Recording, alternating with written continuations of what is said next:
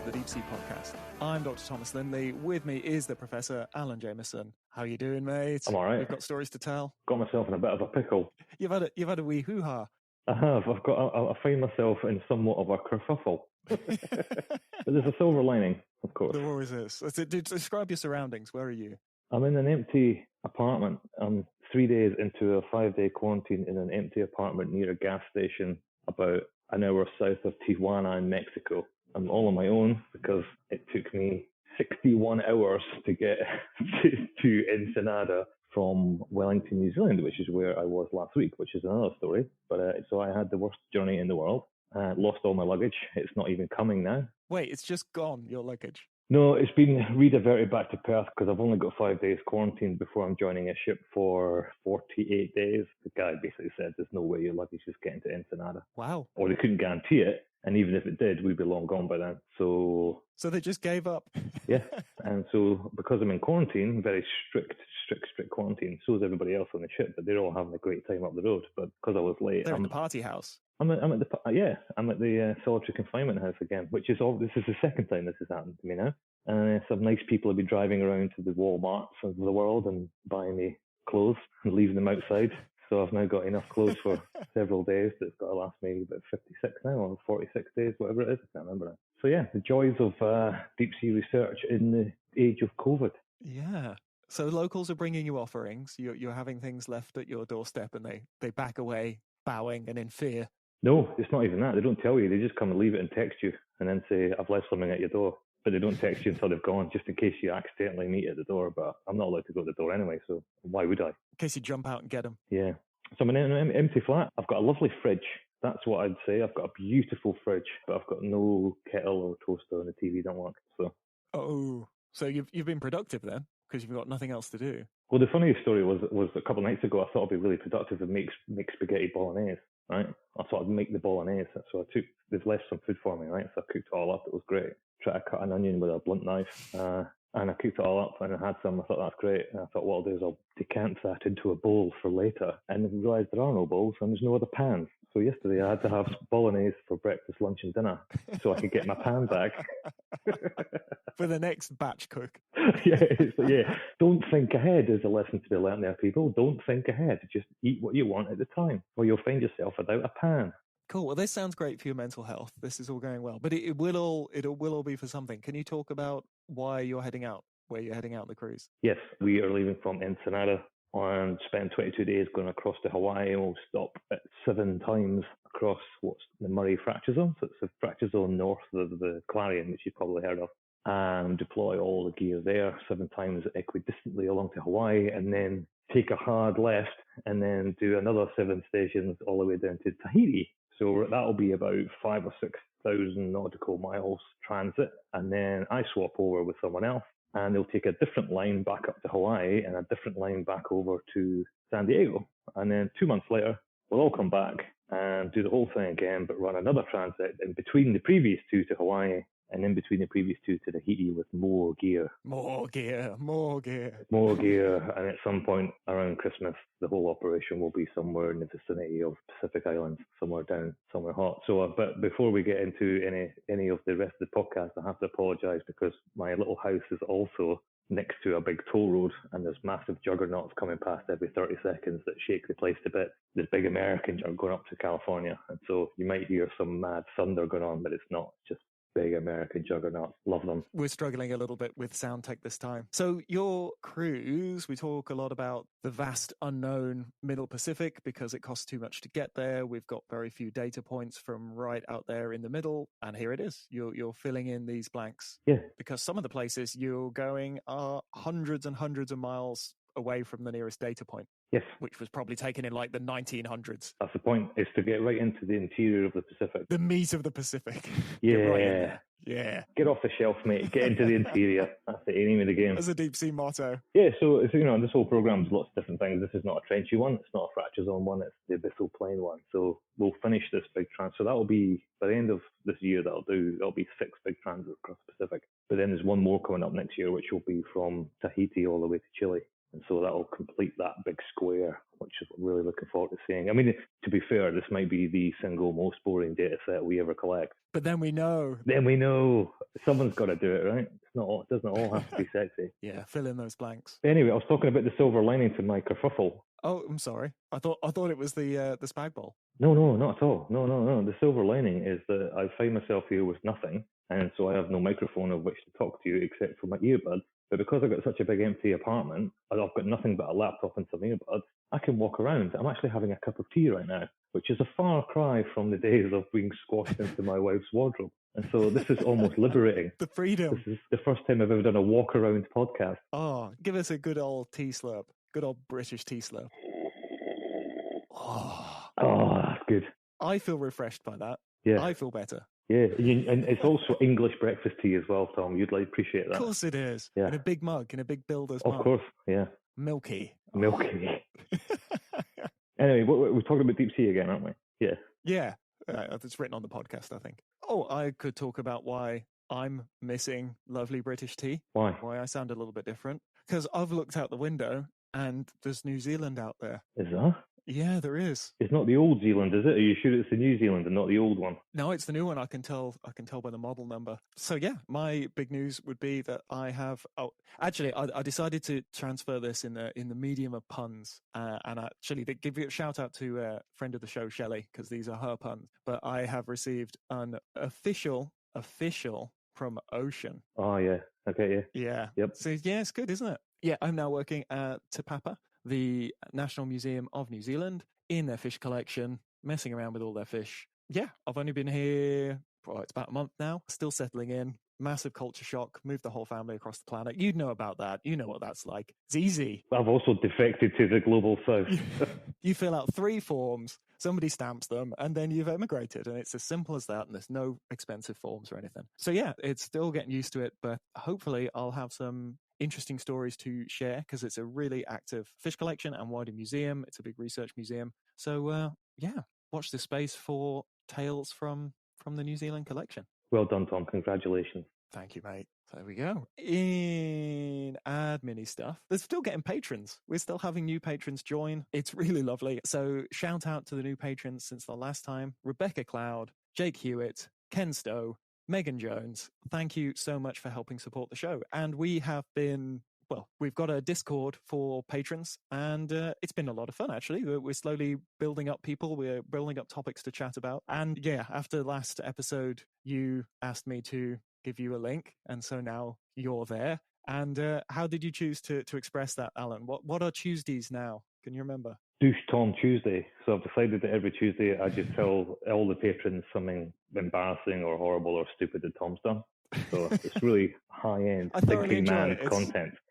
Yeah, it's good. It's good, solid content. Although I have to interrupt you there, we did forget Douche Tom Tuesday last week, and there's a good reason for that. We did. Well, it's kind of done live. Yes, I did it live. I just forgot to share it with the patrons. But yeah, so Tuesday's the day that if you want to be horrible to Tom, confine it to a Tuesday, please. Yep, that's fair enough. I look forward to having the input from that. The other things that we had some brilliant fan art. So one of our patrons, Anything But Snow, was inspired by your feud with Captain Barnacles from the Octonauts and drew a really lovely photorealistic polar bear wearing the Octonauts' little jaunty cap, which, as you know, Octonauts is a cartoon, but there is a real Captain Barnacles that is based on.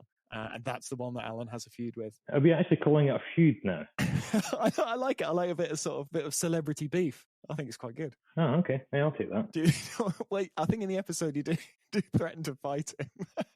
I don't think I threatened to fight him. I think I threatened to strangle him a little bit. Oh, just as a warning. Yeah, just to shut him up for a bit. That was all. I didn't mean any harm by it. Just wanted to strangle him.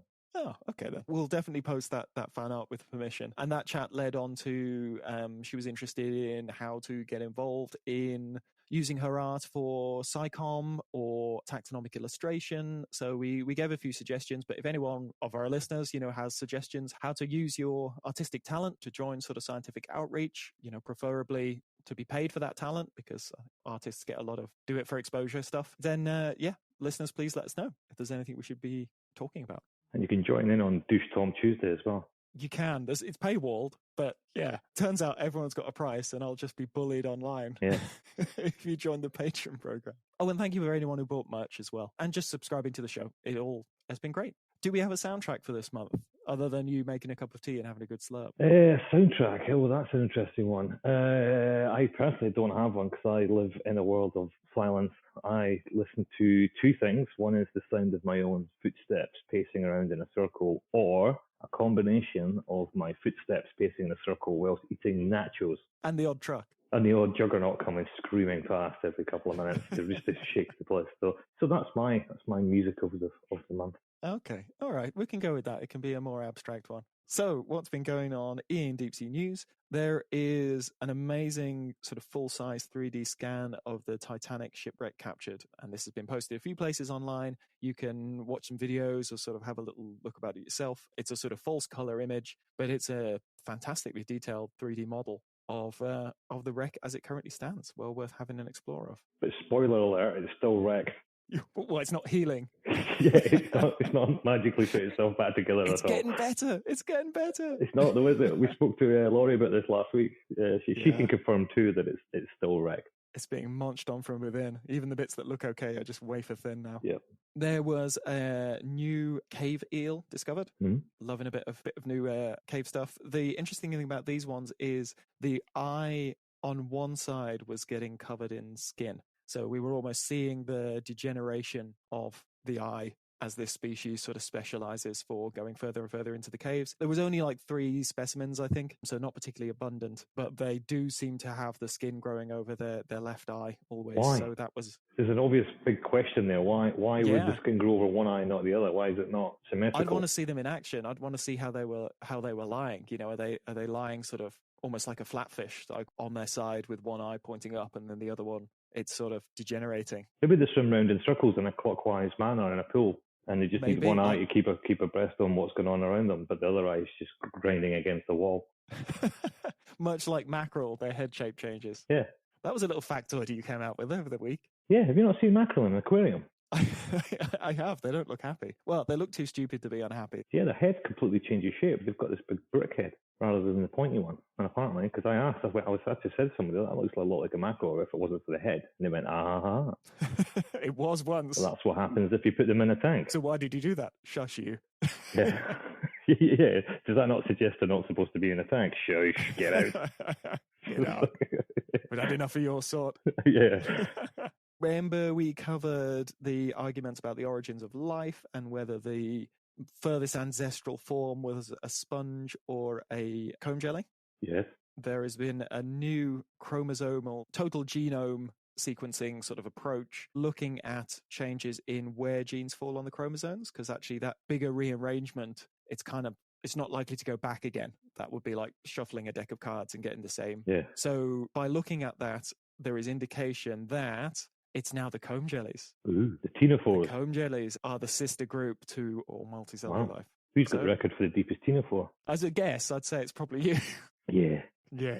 I don't like to talk about it, but you know. Don't want to brag, but since the chance to bring it up. I mean, how often do ctenophores come up in conversation? So I'm just taking the chance while you're right. Jump in while you can. Yeah. And the geologists are very happy that a deep ocean drilling project has finally revealed huge cores of mantle. So we now have samples of the Earth's mantle, which is a bit of a geology holy grail. So all of the rock knockers are very happy with their great new rocks. Great. Oh, and Noodle Bar in Taiwan is serving giant isopod ramen. I saw this, and I've been asked by several journalists to talk about this at the moment, and I'm not getting into this. This is just ridiculous. I'm not engaging. Utterly ridiculous. Actually creating a giant isopod fishery so you can eat them with ramen? It's like, how could people be so stupid? It's just weird factor, isn't it? They're a scavenger. It's not good eating. I mean, yeah, it's ridiculous. It makes me mad. Are they really trawling for them? Because that was the bit that I was surprised by, but I wasn't sure if it's kind of got confused in the reporting. I don't know. You don't know what to believe when it's press only, right? Because they can go all over the shop on this. But if they genuinely are trying to create this sustainable or whatever it is, what they say, the word sustainable is really prickly these days. But basically, fish giant isopods for novelty food is just, I can't imagine there's much meat on them anyway, because the reason why we eat prawns is because prawns have that big chunk of white muscle on the tail, which they use for backward escape responses. That's the prawn, that's the bit that you eat. But giant isopods don't have that. And so you would be just ripping at little tendons and little fleshy bits within an exoskeleton. It's like eating a giant cockroach. Yeah, it doesn't have claws like a lobster. Yeah. There's no real dense muscle in there. Unless they're bycatch from trawls. And I was speaking to someone at the conference, which will allude to what we're going to be talking about. They do turn up as bycatch every now and then, and maybe that's not so bad. But if I was going to try and fish these things, they go into a trap so willingly. Yeah. So happily do they go into a trap. I don't think you need to drag anything across the seabed. Yeah, I'm not a fan of the old giant isopod fishery, though, if there is such a thing. Not at scale. As one little, like, weird novelty dish, then yeah. Mm-hmm. But yeah, that's an odd one. I don't think it's going to take off. And I think just by shock value and people talking about it is the sort of only thing it's got going for it, really. I did hear from friend of the show, Meryl, who has recently qualified as a sub-pilot. And so I asked her to record her initial experiences, basically. What sort of outfit she's working for, what it's been like. And so here is what Meryl had to say. Well, hello there, Deep Sea Podcast listeners. My name is Meryl, and I work as a submersible pilot for a luxury cruise ship company. I'm one of a team of about 16 pilots from a wide variety of backgrounds, working across 2 purpose-built expedition ships, each of which carry 2 submersibles. We use these subs to take passengers diving in the polar regions and many of the other interesting parts of the world that these ships visit. These are submersibles, of course, and not submarines. We are untethered and we move around freely, but we do need to return to the mothership at the end of a day's diving. In the Antarctic Peninsula, where I was working in this past season, that's the southern summer, this meant that our maximum dive depth was generally somewhere between 100 and 120 meters. Not super deep, fair enough, but incredibly interesting, especially because in these cold waters, you find a lot of species at a relatively shallow depth that are usually found far deeper. Often what happens is we go right down to the bottom and we investigate the rich benthic communities we find there. At other times and other places, we end up exploring walls or drop-offs.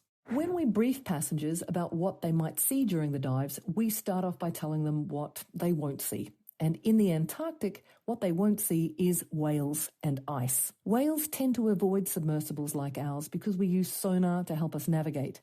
And the pings from the sonar are not sounds that they like. And of course, we're going to avoid ice for the same reason that small boats on the surface are going to avoid ice. Icebergs, as you know, are inherently unstable and they can capsize without notice as bits melt off or break off and their center of gravity shifts. So no whales and no ice. What we do see are rich benthic communities, including large glass sponges that may be thousands of years old. A lot of organisms here, of course, are sessile filter feeders, but we also often see big Antarctic sun sea stars, also known as wolf-trap starfish, and sometimes also encounter Antarctic cod, though fish are not super abundant in this ecosystem and they tend to hang out relatively motionless on the bottom unless they're disturbed. In the water column itself, we can see salps, either as individuals or long chains, jelly animals, and also jellyfish, like the phantom jellyfish that was discussed a few episodes back. Towards the end of the season, what we were finding a lot more were dense swarms of Antarctic krill, Euphausia superba, and to take the sub very slowly down through one of these thick clouds of krill is a truly amazing experience.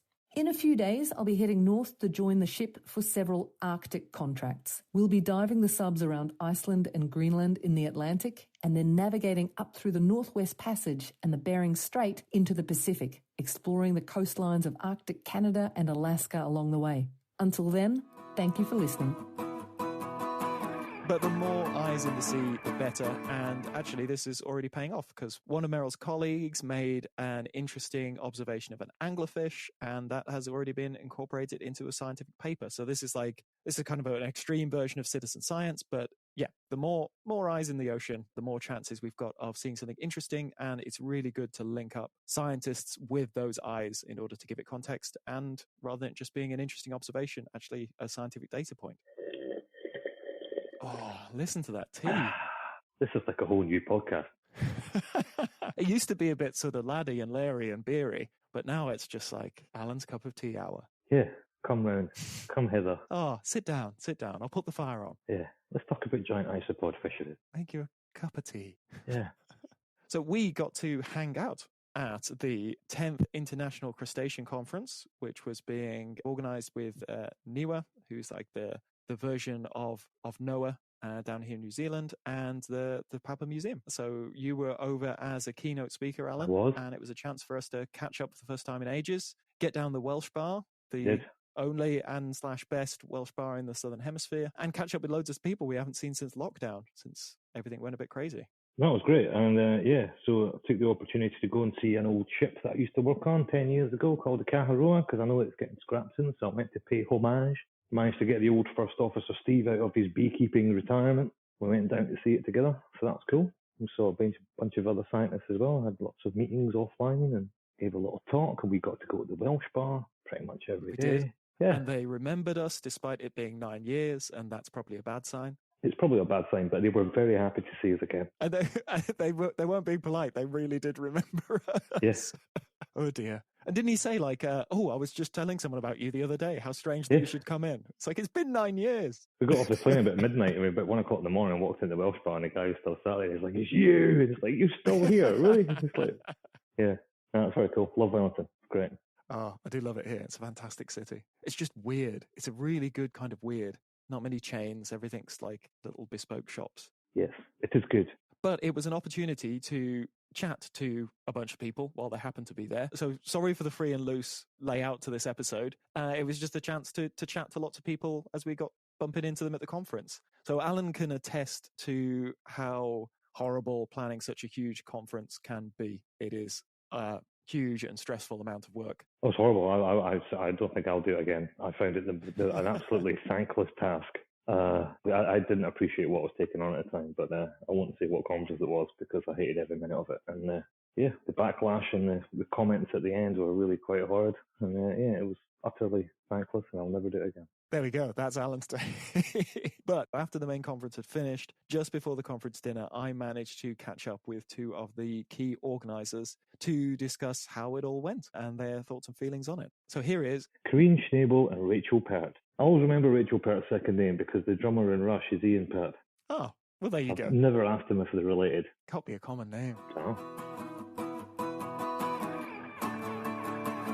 So I am here with Rachael and Kareen. So you guys put together the 10th International Crustacean Congress here at Te Papa Museum. You guys are both from NIWA, so it's just finished. You're beginning to relax. You're beginning to calm down. How's it been? Yeah, we've had 4 days here at the National Museum Te Papa Tongarewa here in Wellington, and it's been the first International Crustacean Congress since 2018. So we haven't seen our colleagues for 5 years. Normally they're every 4 years, but because of COVID there was more delays, and I didn't get to attend the last meeting. So it's the first time that we've actually seen each other in person. So I'm still buzzing from seeing our colleagues who, some of them we've seen on Zoom, or of course we collaborate and talk, but having everybody together was just... That's right. And then there's all these names that have appeared since 2018 of people who are early career and students that have come through. And so it's really good to see them in person and just kind of connect and go, oh, okay, your work's that bit. And yeah.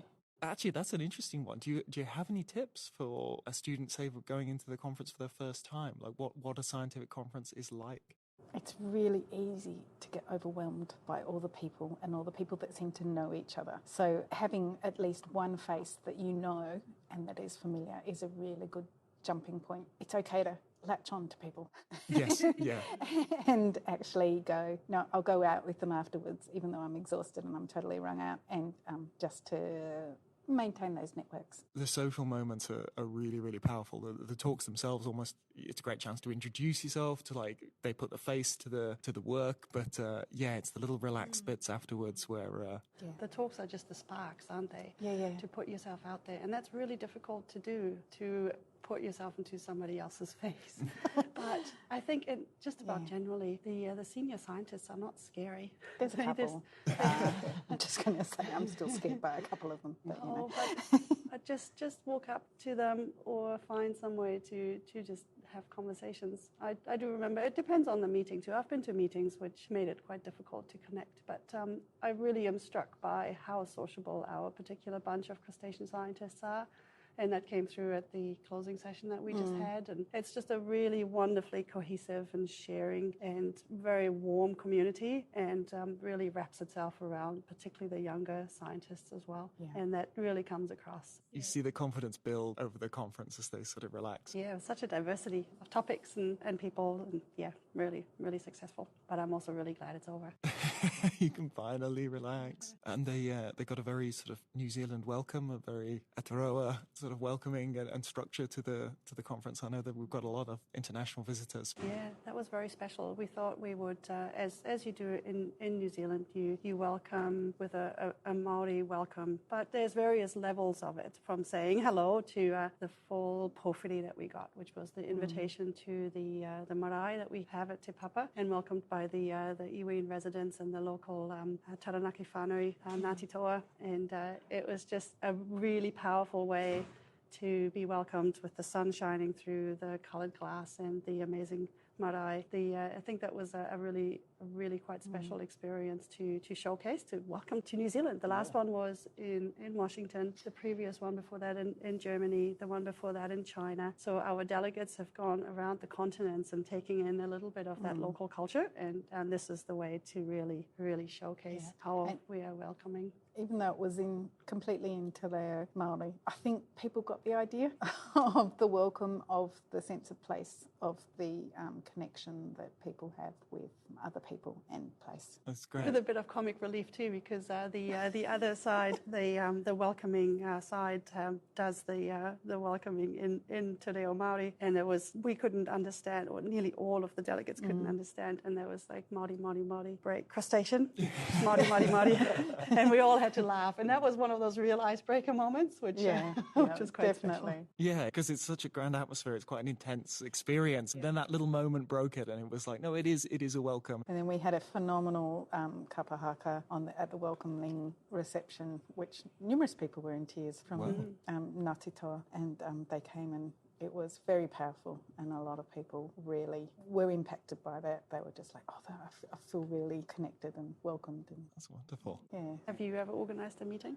No, I haven't done it yet. I'm still very new to New Zealand, and I'm still learning, but I'm really enjoying learning. Yeah, Alan was a keynote speaker on the Wednesday, and then we had a deep sea session, lots of lovely amphipods, big flamboyant red ones. They're wonderful. I did see a keychain on one of the backpacks. Oh, okay. One of those Beth. I had a tea strainer that was a Beth.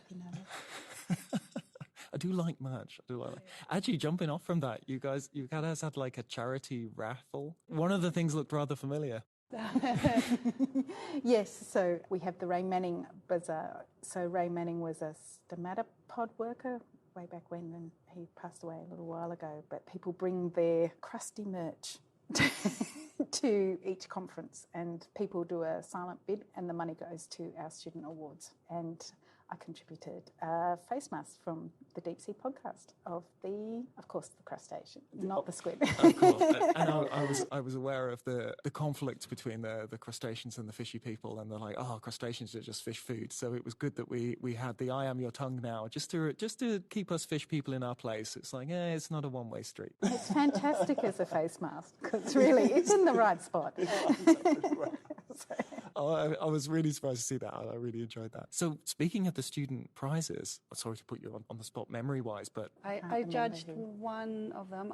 One of the side effects of organising a conference is that you can't actually get to see most of the presentations. But I did judge the main oral presentation student award winner, and she presented this really cool biochemical aspect of the crustacean eye. So there's these crystals, these crystalline structures that sit underneath the cornea of these shrimp, and how they're physical.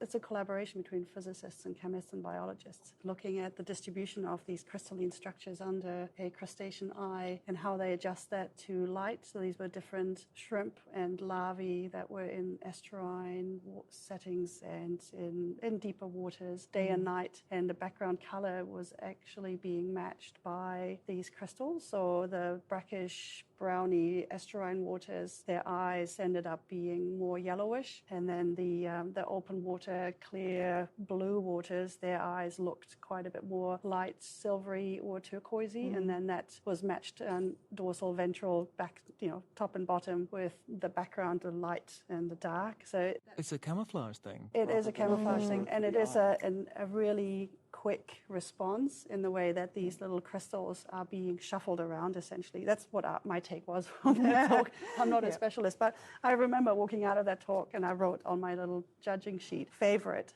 and she ended up getting the top prize. I think I've heard other people talking about that one. I think that was a good one that sort of murmured around the room a little bit. Yeah, she was good. Were there any other big ones? Were there any other ones that seemed to sort of send a ripple through the community? It's just like, oh, that was new, or that was cool. One of the things which did really make an impact, I think, and first time that we've incorporated into the conference was the remembrances. So we've had a few years, and a few of our colleagues have passed for various reasons, not COVID, but we've lost a few of our more senior colleagues and some of our younger colleagues as well. And some of it was really unexpected, and we gave some space to remember our colleagues, and we had a special eulogy session, and that really that was emotionally, you could see how everybody appreciated that, and we could all just send our love to those. Oh, that's nice. Yeah, especially with it being so long since the last one. That's right. And a lot has changed. Yeah, that's right. Yeah. And they've given so much to us, so we kind of, in our way, just send them our love. Yeah. There was lots of cool imagery. It's just wonderful to see the photos. Imagery's really leapt on. Like, it's some in situ stuff, but then lots of, like, scanning electron microscope stuff, and just really, the detail just in the last decade has just shot up. I like a room of gasps. We've heard a few of those. Sometimes it's just a really good result, but sometimes it's just beauty, and you'll hear a few, and it's funny because you can tell the people who, like, really like that group, they're sort of fans for that particular group, and you'll get extra gasps of like, oh, that's the best I've seen of these things. And Helen Thom from Norway, her talk yesterday on the high period amphipods on jellyfish. Oh, yes. Had some spectacular images of the jellyfish in black backgrounds, and it was just a stunning talk. A real eye for design as well, because there were great images to start with, but then the whole talk, it fit into that visual style, when a little thumbnail image could be used rather than a name. And so when you've had talk fatigue a little bit, and just, it was really a visual talk. She really lent into like, yeah, I've got great images, but I also know how to use them. That's right. I know there's science, but it also shouldn't be boring because they're gorgeous. You appreciate the beauty. And Alan's talk with all these amazing photos of those landers. Seeing Alicella moving and live. I've only ever seen them doing jars. Its thing. There's a lot of character to them. This is the supergiant amphipod. Yeah. And I remember in the early sort of reports when we knew there was a giant amphipod down there, and knowing how the little ones behaved, it was like, this must be an apex predator. This thing must be a monster. But they're so gentle and lethargic and sort of gliding and a little bit clumsy as well. They look like the dumbest things out. Well, they are. Sorry, I don't mean to offend a fish person. No, I will accept it with those. Yeah, in order to keep their calorie usage down, the brain has certainly been stripped back in a lot of deep sea fish. And they're one of their members of that family, I think even a congener actually, has the record for the smallest brain to body ratio of a vertebrate. Yeah, bony-eared assfish has the smallest brain to body ratio of a vertebrate. Their common name indeed is assfish. Unfortunately so. I worked on a meme, but it never made it off the ship. I went to the Kermadec Trench and all I got was an assfish. And I've got a little... That's awesome. I think it never made it to a T-shirt. They're not great. They're kind of a muddy colour. They're very stupid looking. They are very stupid. They've got tiny eyes. Yeah. And to add to all of it, they're kind of phallic looking. So they've got very little going for them, but they're probably one of the most abundant fish on the planet. That's awesome. They are the peak of their branch in that phylogenetic tree. There's going no further. What's that other meme? It's like, you may not like it, but this is what peak performance looks like. And as an abyssal predator, yeah, it probably is. Doing some digging, luckily it's ass as in donkey. Which spoils the fun. So yeah, it's just... Which is a weird common name to give for that thing as well. Yeah. We did a deep dive on why grenadiers are called that. And it was this whole thing, went right back to bishop's hats and things. Actually, we've been listening to your deep dive on the Phronima, because we also, as one of the aspects of this congress is the crustacean, the clever crustacean, Mafititino the Ave crustacean exhibition down at Te Papa, which is a small public traveling exhibition. There is a Phronima in there as one of the heroes that are being being showcased. And of course, the first thing that always comes up is it based on the alien? And your podcast has kind of helped a little bit in terms of setting that right. It came out just at the time. We had to say to the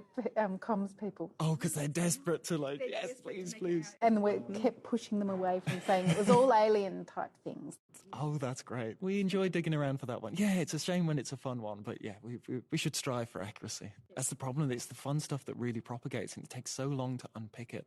Exactly. So final breath of relief. But the fun's not over because some people are hanging around. Once you've got all these crunchy crustacean people in the same place, there's some work going on next week, isn't there? That's correct. So we're doing a systematics workshop Monday, Tuesday, Wednesday, which Johanna and Jenny are coming to. And there's so many people coming through the collections because it's such an opportunity to come and have a look at what Niwa and Te Papa hold. So all these people go, my group? Could you pull out my group? So I could go in.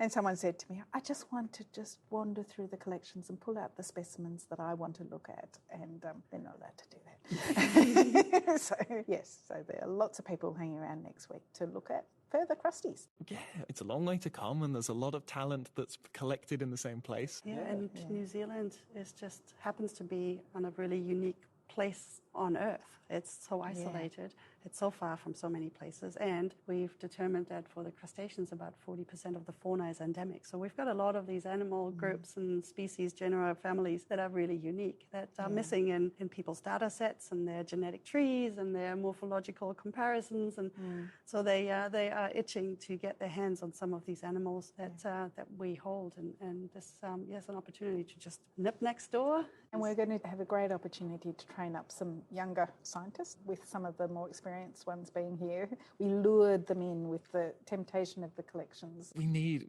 new taxonomists. I know, we really do. And I think it's almost been badly advertised, or there's this idea of like the meat librarian. And the collection is static and preserved and looks far into the future. But the use of it is dynamic and in the moment. And, I was really surprised sort of behind the scenes at a collection, just how busy it is and how weird the requests are. And it is a public resource, not just for scientists, but for the general public.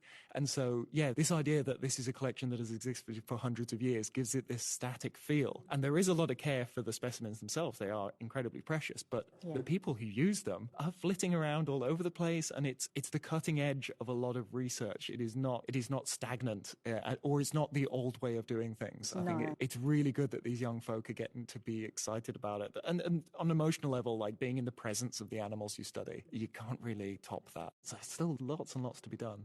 Thanks so much for having a chat. Is there anything I've missed? Is there anything that would be handy to talk about? Just the weird and wonderful world of crustaceans is out there. People think they're just tasty things to eat, or, I've seen a crab, I've seen a lobster, but actually it's mind-bending. Some spectacularly weird groups. And even in the more commonly known groups, there's some real oddballs. Here is the body plan. Let's see how much we can mess with it. But it is one of the things that we're really trying to highlight in this little exhibition, is that, you might think a crustacean like a common crayfish, but most of the people don't know that the larvae looks like a transparent leaf that's blowing in the wind and traveling thousands of kilometers for years in these ocean currents. And goose barnacles are actually crustaceans, not mollusks, which bends people's brains. So, a barnacle is essentially a larval crustacean that's glued its face to a rock and is using its legs to filter feed. Those are the sorts of things that come as a surprise, and that's great to just try to share with the public. Thanks so much for having a chat. We also ran into our old crewmate, Tammy Frank, professor of Nova Southeastern University. She works a lot with Edie Widder, who we've had on the show, and she does a lot of work on deep sea crustacean vision, distribution, sort of interactions. Well, I pulled her away from the conference dinner, actually. She had drink in hand, there was nibbles, and then I accosted her and took her off to have a quick chat. So there's a little bit of dinnery noise going on in the background. We tried to find somewhere quiet, but because drinks were in hand, we got told not to. So we just did it in the corner of the room. So here is some feedback from Tammy.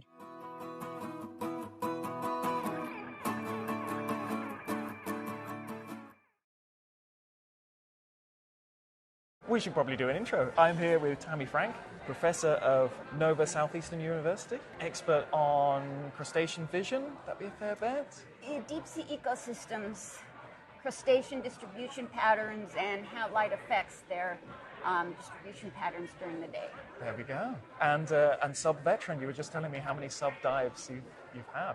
Yeah, I've been lucky enough to have about 70, and I have to say they're absolutely spectacular. Yeah, even at 70, it's not getting old. Every time it's wonderful. Oh, that's fantastic. Is there anything somebody doesn't quite acknowledge? You were just telling me that the sub you were using, the refractive index is the same as that of the seawater, so that whole sphere just disappears and you just feel like you're there.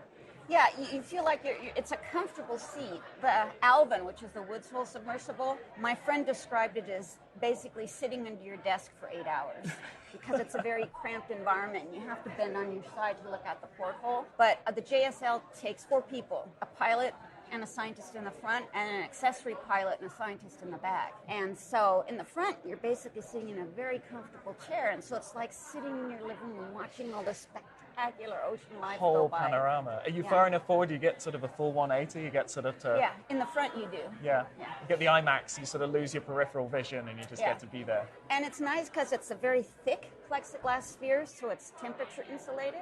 Being someone who doesn't metabolize very well, gets very, very cold, the back is an aluminum sphere. So in the Gulf of Maine, when it's 7 degrees centigrade outside, it's just about 7 degrees centigrade inside. Right, so beyond the fantastic view, it's worth getting that front seat just for the warmth. It is.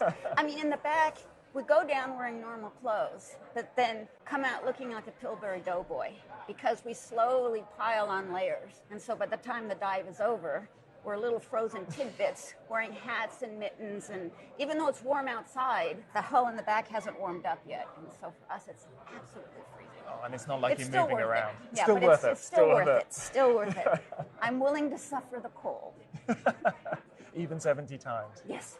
What was your favorite experience in the sub? Is there anything that leaps out as just like something amazing? Yeah. My colleague Edie Witter, we shared the sub dives because we were doing work in the Gulf of Maine. So one time she would go down the front, the next time I would go down the front, and because she's a bioluminescent expert, she knows that... We chatted to Edie. Edie's been on. Okay, cool. That bioluminescence is mechanically stimulated. And so we would turn off the lights when we went up, we went down.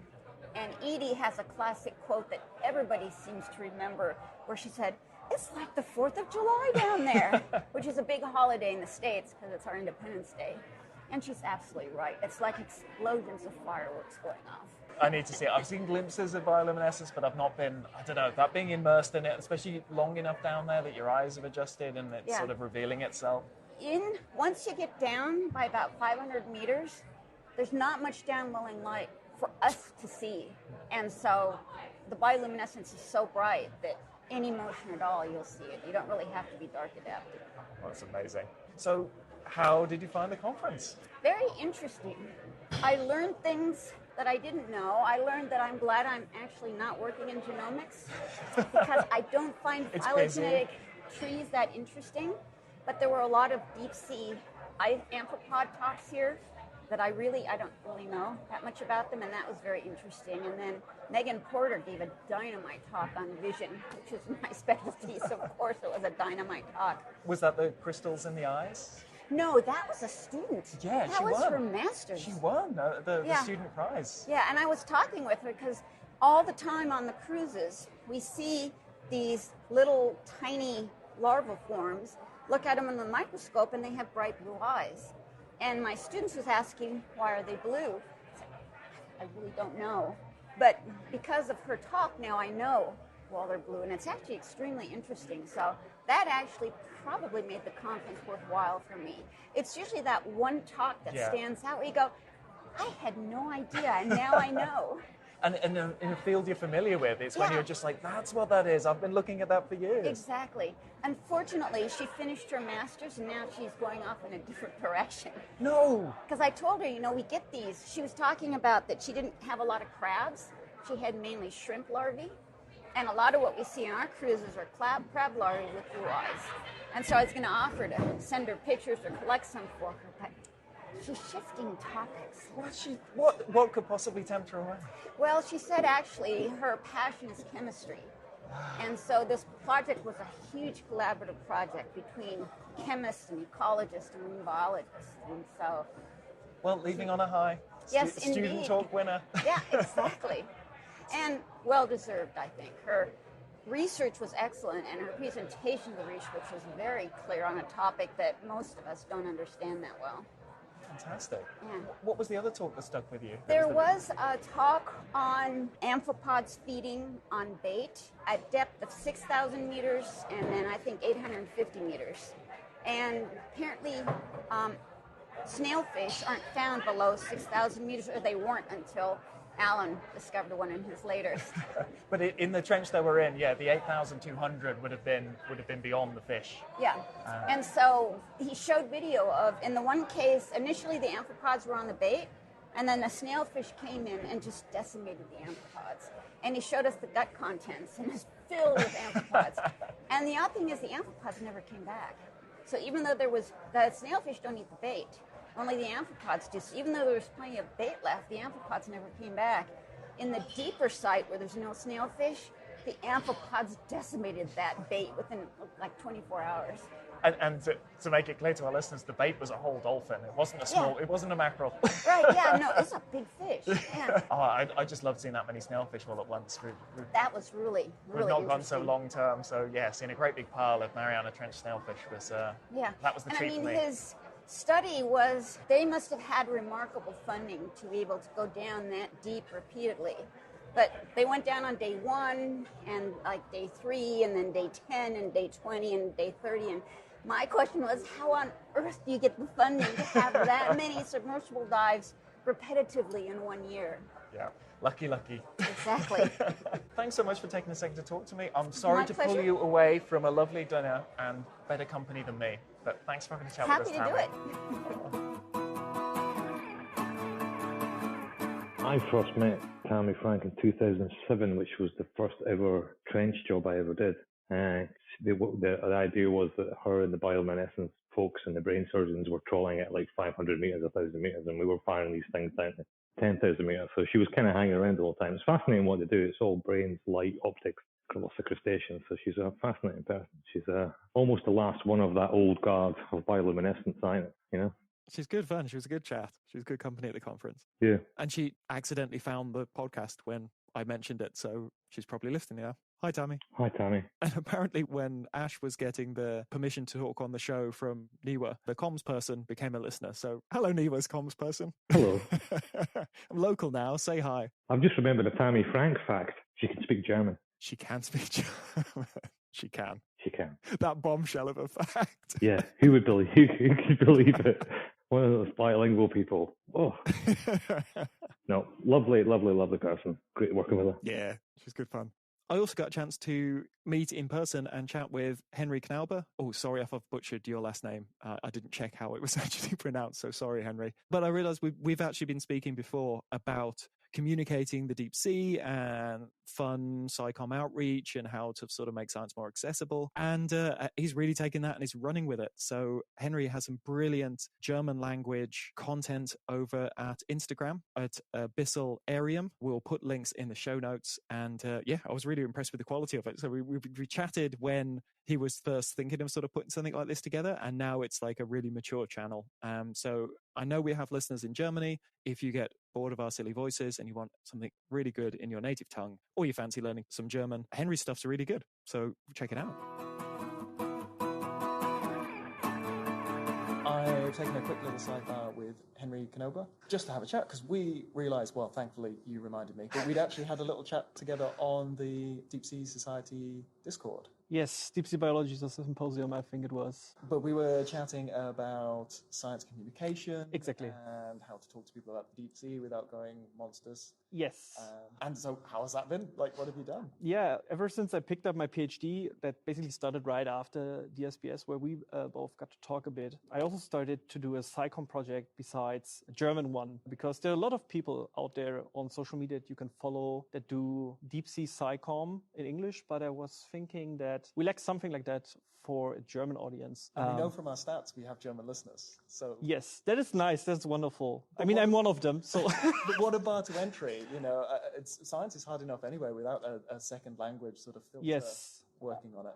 Well, the whole idea behind starting that was that people kept approaching me when I was talking about my work, being like, oh my God, that's so interesting. So I could see that people are interested in deep sea science, but what's missing for them is an access point to get into deep sea science. And I just feel very comfortable and enthusiastic talking about the deep sea. So why not put a little bit more effort in it and make it SciComm? Where can we find you? Where can we find you? German SciComm? So I have a website that basically just serves as a backlog by now for all the stuff I'm researching, putting together for the main SciComm channel, which would be on Instagram at abyss.arium. abyss.arium on Instagram, where I'm basically just doing lots of different stuff, like obviously stuff from my PhD work right now, when I'm attending conferences, congresses. Also, we've been doing an expedition last year where I did a lot of filming besides actually working on the samples. And so if folk want to know what it's like on an expedition, you did sort of daily diary? Exactly. Like just taking some short video footage and answering some questions, of course, when people ask about how's life on a research vessel. Did they ask about the food? They always ask about the food. And since why is that so interesting? I have no idea. It's burger and chips. Like I found a new species, but you want to know about the burger and chips. Well, we didn't have burger and chips, in fact, because German research vessel saw very German heavy cuisine, which actually was even at some point so exhaustingly German that at some point when we actually came into the harbor of Vancouver after 6 weeks, we were all just going to the next Asian restaurant, ordering some vegetarian stuff because we were craving it so heavily. But yeah, amongst that, also questions regarding like sampling. What do we find? And how's life in general? What's your daily routine on a research vessel? What was the weirdest question that you got? And did it like unlock a lot of stuff with you? Because sometimes you don't think about this stuff until someone asks. There was one question I got recently, not connected to the deep sea expedition, which nobody asked me before, which was, is there anything you are scared about the deep sea? And for deep sea scientists, I think this is a difficult question because... This is one we get a lot. Yes. Usually we just like, people ask, what's the most fascinating thing or what's your favorite animal? But something that actually scares me about the deep sea, I really had to think about it and I actually didn't come up with an answer. Well, they ask you with a smile on their face. They ask you like, scare me. Tell me a scary story. And you go to the scary place. And that's kind of what we're trying to push back on. It's like, yes, like all these tropes with like, I think it's just this common misconception that we have like some animals which are just very large and some animals that look very creepy, but are in fact like very tiny. Yeah. And then in people's mind, they just fuse together to like some giant monsters. But in fact, at least for my research, we're tackling very small isopods, just a few millimeters in size, smaller than your common roly-poly in your garden or cellar. So they're cute. And nice scanning electron microscope, you know, if you forget the size. They're mighty beasts. But yeah, it's that pressure to deliver that entertainment of the horror show. Yes. Well, we can always diverge basically to those fascinating animals because we have a lot of very weird, of course, creatures, not necessarily horror creatures, but just very fascinating in the way they live. And talking about xenophores, for example, which always look nice, or barrel-eye fish or something like that. There's dozens of examples of very fascinating deep-sea creatures. Yeah, and go for the cool factor. You can sort of entice them in and then change their mind a little bit. Yes, that's the aim, I guess. This is why you should care about deep-sea. Yes. That stuff. Oh, very cool. So how did you find your first proper full-on cruise? Well, I'm in a working group in Frankfurt that does just a whole bunch of crustacean research, mainly deep-sea isopods under the leadership of Dr. Angelika Brandt. Yes. And she's been doing like a lot of deep-sea expeditions in the last decade along Hadal Trench systems in the Northwest Pacific. She's a powerhouse. She is. Yes. And last year we finally made it work after a couple of years of planning to actually go to the Aleutian Trench, complementing our research that we previously did on the Kuril-Kamchatka Trench Japan Trench, and neighboring basins, basically. And it was very exciting for me to join that despite not being deeply involved into the project itself. But I could join. I did, worked on some isopod samples from epibentic sledge samples, and found also some specimens that actually benefit, or that actually will benefit my PhD thesis as well and my research. Brilliant. Yes. Yeah, was it a long one? 6 weeks. Okay. Which for first deep sea expedition, that is one of the longer ones, I would say. But I gotta say, being on research vessel Sonne is probably the most comfy thing you can have. Boat. Yes, it is. It is a nice Like boat. every deep sea expedition I will do afterwards will have to compete. It's a hard act to follow. Yes. Yeah. I think it can only go down from here without like insulting other research vessels around the globe. It's a good boat. It is a very good one. It's not just that it's comfy, it has a good atmosphere, it has a friendly atmosphere. Yes. I found the marine crew. We had a really very good fun. time. Obviously, like at some point, you get a little bit annoyed, I would say, being on sea for an extended period It's of always time. the third week. I don't Yes, know why. yes. Exactly. Once I'm through the third week, it's not at the 3 week mark. It is the third week always. That's when I get a little bit homesick. That's when I want to be off here. Once I get through that, I can do 6 weeks. I could do 9 weeks. It's bad. like I don't know it's what like it so is. 2 to 3 days where I just feel like I don't want to talk to you. Just let me do my work and finish. And after that, you're for some reason very comfortable and you just roll with it. Did you come out with like intense friendships? Because like 6 weeks at sea in the real world, where you're saying going out for drinks or going to the cinema, like that's a 2-year friendship. Into 6 weeks, and it's a hard environment and. For sure. I was lucky enough to share a cabin with a colleague from Frankfurt and a good friend of mine, which was very comfy. Also met a lot of young scientists there because we actually had to change the staff for the expedition very short-handed. And yeah, I haven't met most of these people again ever since the expedition, but we're still keeping in touch. And whenever we should somewhere on this planet run into each other, I'm quite certain we will just be right back to the vibe we had on the research vessel. Oh no, that's how it is, because it's such a small community, and it might be 15 years, it might be 20 years, but you'll fall straight back into it because like it's such a pressure cooker, like to make friends and enemies really. It's an intense time for sure, like an intense class trip with its ups and downs for sure. Yeah.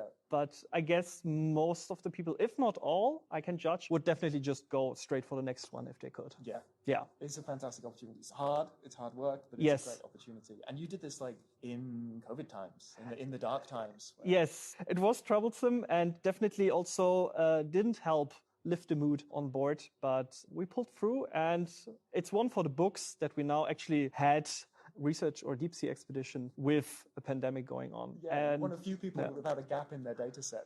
Yes, we actually just went there and pulled through. Nice one. Yeah. Oh, thanks for chatting with me. Well, it was a pleasure every time again. So one more time, Instagram is at abyss.arium. Great. Go check Thank it you out, very much. especially for German speaking. Yes. I'm sorry you have to listen to us. There should be better things.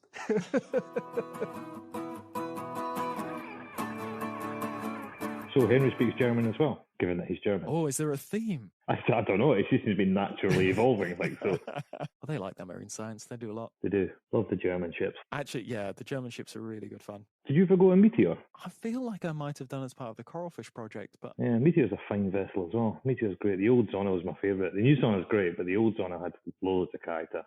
It was wonderful. It had history. You could see every, it was just, it's like an old, really old car. It's probably had multiple owners. It's wonderful and it just worked amazingly. I don't know why I'm getting all reminiscent about old ships this episode, but there you go. It's because you said goodbye to the Kaharoa. That was quite... now we realise that they disappear as well. Like, we've all got our favourite ships. We've all got the ones that we really had a good time on. And then to realise that they are themselves mortal and that someday they too shall pass. Well, the thing that got me about Kaharoa, because Kaharoa was one of these things that sort of made my career, because it was when I first started going out on my own and doing this ridiculous deep stuff. And, fair enough, we started it on the old Sonne, but really came into my own using Kaharoa. And, that's the first time we found the supergiants and the snailfish, and the first time we got to like 10,000 meters, and, took it all the way New Caledonia back, but with the benefit of a little bit of age/wisdom. And the odd mega yacht, let's be fair. To be fair, lots of mega yachts and sub-support vessels and everything else. Well, Steve and I went down to see it. It was great to see Steve again because, he's not even worked on Cairo for a long time either. Went down, got on board. I'm just like, wow, that's small. Like, how on earth did we do that? I just don't know. The 4-man cabin with the 4 people in that cabin. I know. I don't think I've got it in me now, which is weird because I'm talking about going to sea for the next 2 months. But actually, since the last podcast, I've been to sea as well. It was a little short one that a colleague did the 3 weeks, but I went on for the first 2 days. And I remember looking at this boat. We only went off Perth Canyon down to 4,000 whatever meters, and I was looking at that one going, man, this is as small as a Kaharoa, And we went out in Perth to get to 4,000 meters in Perth. There's only about 8 hours. By the time we got out there, I'm just barfing all over the place. Like, it's been a long time since I've been on a small boat. I was like really ill. And we put out this massive big mooring line and all the rest of it. And I came back, I was like, that's like the Kaharoa days, you puke for the first 2 days. That's all it was. But then when I went to see Kaharoa, I'm like, that's even smaller. I thought they were both about the same size, but Kaharoa is even smaller. I can't believe we took that. Across the South Pacific. All the way to the middle of Kermadec Trench, all the way across the South Fiji Basin, all the way to New Caledonia, and then back again. And jobs for the young men, I reckon. I can't do that anymore. But we can always brag about it, how we cut our teeth doing that. Yeah, brag about it, yeah, but just not doing it again. So I've decided from now on... You don't have to, you've done it. From now on, delegate now. It's big boats only. With helidecks and sky bars. Yes, absolutely. Oh, and that sums up this slightly unusual episode, but thanks for sticking with us. We now have a support page to help keep the podcast going. So we've listed lots of ways of helping the show, from the free, like leaving a review, subscribing, to becoming a patron or sort of buying the merch. On that track, we are also open to any advertisements. If you'd like to advertise with the show, we've got a very informed, passionate, science and deep sea loving audience. If you would like to reach them, then we can offer chances for that. So you can check out the many ways of visiting us in the show notes. And I think that concludes it. Who knows what the next one will be like? Who knows if we'll even have you for the next one, Alan? You're going to have to check out what the... I don't know. We may have to do a little practice run. I'll maybe have to try and time it so we're alongside in Hawaii or something like that. I don't know. But I've got a question, though, about this whole patronage Discord thing. That's a fans-only thing, right? It is. So don't say only fans. That's different. That's different from OnlyFans, then, is it? It's not gotten that bad yet, but since I'm already like pimping myself out, yeah. Okay, coming next month, the deep sea OnlyFans, where you'll see us only wearing a giant isopod or something like that. Oof. That's what the people want, isn't it? I think that is exactly what people want, Tom. Make it happen.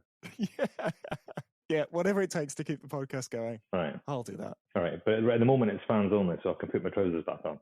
Well, I don't know. It gives you a sort of interesting energy, especially with a cup of tea in hand. Cup of tea, trousers down. I haven't stopped walking. This entire chat, I have not stopped pacing up and down. Get your steps in. It's good for the energy levels. Well, yeah, because my exercise yard is just a little balcony.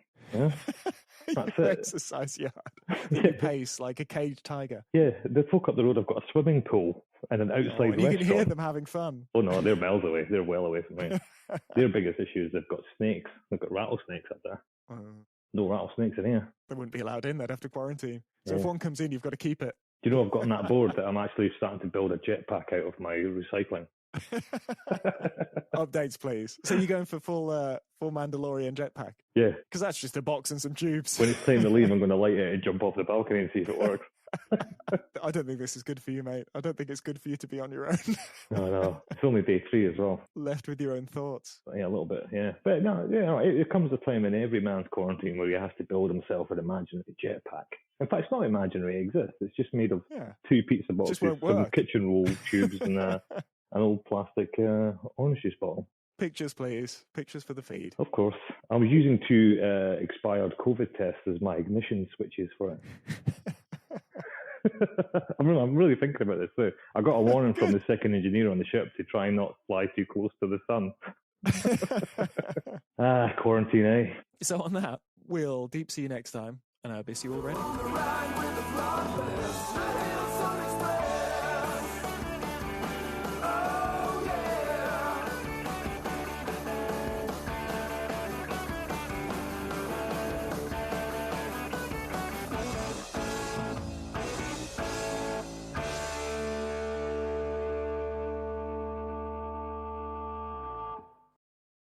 If you would like to advertise with the Deep Sea Podcast, feel free to get in touch. Our audience is primarily young people with an interest in science, often undergraduates or people considering a degree in marine science, but it also includes established scientists. Feel free to get in touch if you're interested in reaching these groups.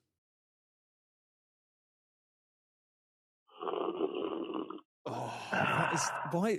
Why do I feel so much better for hearing that? This is my second one. You know, I've just made another cup of tea while you were yabbering away there. No, I could hear you pottering around. I could hear little clinks and tinks in the background.